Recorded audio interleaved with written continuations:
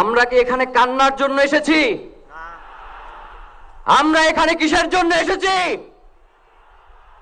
আমার ভাইয়ের রক্তের বদলা নেওয়ার জন্য আজকে আমরা এই জানাজায় দাঁড়িয়েছি।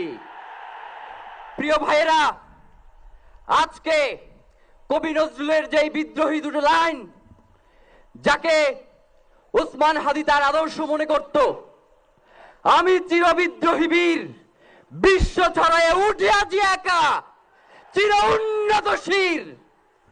প্রিয় ভাইয়েরা, আপনারা জানেন শরীফ ওসমান হাদিকে এক সপ্তাহ 168 ঘন্টা আগে গুলি করা হয়েছে। এখন পর্যন্ত কি তার খুনিকে গ্রেফতার করা হয়েছে? সরকারের পক্ষ থেকে এখন পর্যন্ত কি খুনিকে গ্রেফতারের ব্যাপারে আপনাদেরকে আশ্বস্ত করা হয়েছে? তারা কি এখন পর্যন্ত আমাদেরকে জানিয়েছে যে খুনি কোন জায়গায় রয়েছে? আমরা স্পষ্ট মনে করছি যে এখানে খুনি একজন নয়, এখানে পুরো একটা খুনি চক্র কাজ করেছে। আমরা ইনকিলাব মঞ্চ এবং তার পরিবারের পক্ষ থেকে আপনাদেরকে জানিয়ে দিতে চাই, খুনের পরিকল্পনাকারী, খুনের সহায়তাকারী এবং পুরো খুনি চক্রকে বিচারের আওতায় নিয়ে আসতে হবে এবং আগামী 24 ঘন্টার মধ্যে স্বরাষ্ট্র উপদেষ্টা এবং সহকারী উপদেষ্টা খোদাবক্স তাদেরকে জনতার সম্মুখে এসে তারা এই খুনের ব্যাপারে এই আগামী গত এক সপ্তাহ ধরে কি পদক্ষেপ নিয়েছে তা জনসম্মুখে জানাতে হবে। যদি তারা জানাতে না পারে তাহলে তাদেরকে পদত্যাগের জন্য প্রস্তুত থাকতে হবে। আমরা ইনকিলাব মঞ্চ কোনোভাবেই শরীফ ওসমান হাদির রক্তকে বৃথা যেতে দেব না। আমরা ঘোষণা করতে চাই, শরীফ ওসমান হাদির রক্তের মধ্য দিয়ে বাংলাদেশ ইনসাফ কায়েম হবে।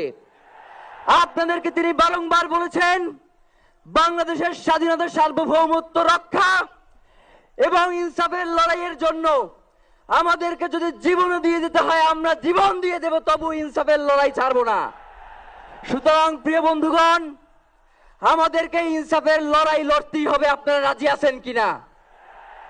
এবং সেই সাথে আমরা আরো বলতে চাই, সিভিল মিলিটারি ইন্টেলিজেন্সের মধ্যে ঘাপটি মেরে বসে থাকা আওয়ামী দোসরদেরকে চিহ্নিত করে গ্রেফতার করতে হবে।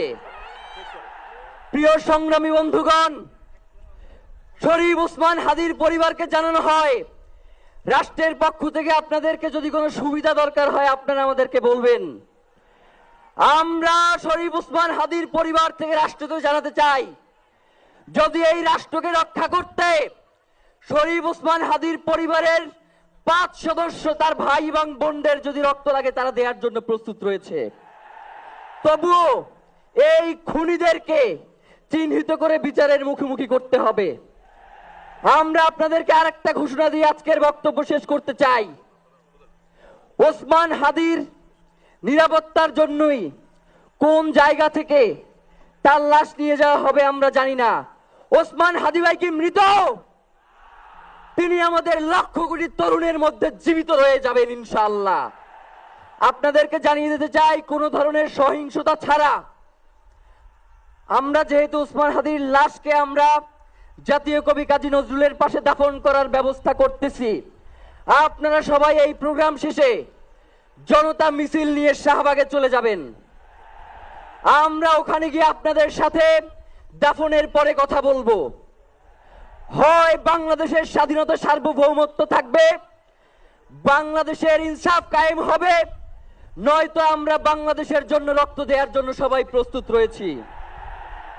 এবং ইনকিলাব মঞ্চ ব্যতীত কারো কোনো প্রোপাগান্ডায় আপনারা কোনো ধরনের সহিংসতার পথ বেছে নেবেন না।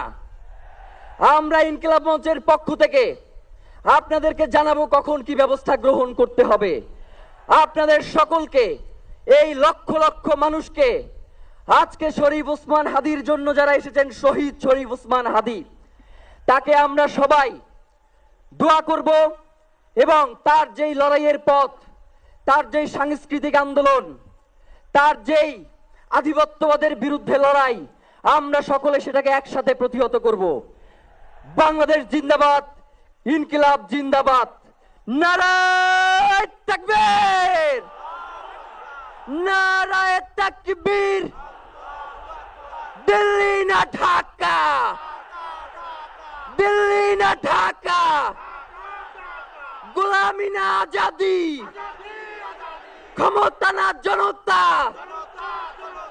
আপোষ না সংগ্রাম, দিল্লি না ঢাকা। আমার ভাই কবরে, খুনি কেন বাহিরে, আমরা সবাই হাদি হব,